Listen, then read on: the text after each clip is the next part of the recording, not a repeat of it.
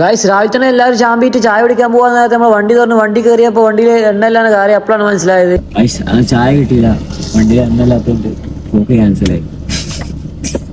രാവിലെ തന്നെ മൂഞ്ചിയ മുഖം കൊണ്ട് ഇരിക്കണ്ടല്ലോ വിചാരിച്ചിട്ട് വിഷമം മാറ്റാൻ 100 പുഷപ്പ് അടിച്ചു. അത് 20 സെറ്റ് അടിച്ചു. 2 സെറ്റ് ആയപ്പോൾ തന്നെ മഴ പെയ്യാൻ തുടങ്ങി. അതുകൊണ്ട് ചെയ്യാൻ വലിയ ബുദ്ധിമുട്ടുണ്ടായില്ല. അപ്പൊ 100 പുഷപ്പും അടിച്ച് നമ്മൾ നേരെ കുളിച്ച് മെസ്സ് കയറി നല്ല ചൂട് കടലക്കറി പുട്ടുണ്ടായിരുന്നു. അതും കഴിച്ച് നമ്മൾ പുറത്ത് വെയിറ്റ് ചെയ്തപ്പോൾ നമ്മൾ ഷാഹിദ് വന്ന്. ഷാഹിദിനാണെങ്കിൽ ക്യാമറ നോക്കാൻ ഭയങ്കര മടി. അങ്ങനെ അതും കഴിഞ്ഞ് നമ്മൾ കോളേജിൽ പോയപ്പോൾ നമ്മുടെ അടുത്ത് സുമേഷ് വരുന്നു. അപ്പൊ നിങ്ങൾ ചോദിക്കുന്നത് സുമേഷ് ആരാണ്? വേറെ ആരും നമ്മൾ വിഭീഷണ സ്വന്തം അനിയനായ സുമേഷാണ്. ശരിക്കും നോക്കി മനസ്സിലാവും ഒരുപോലെ ഉണ്ട്. അമ്മ അതും കഴിഞ്ഞ് നമ്മൾ കാർ എടുത്ത് നമ്മൾ ചായ കുടിക്കാൻ പോയി. എനിക്കാണ് ചായ കുടിക്കാത്തതുകൊണ്ട് എന്തോ വരാം.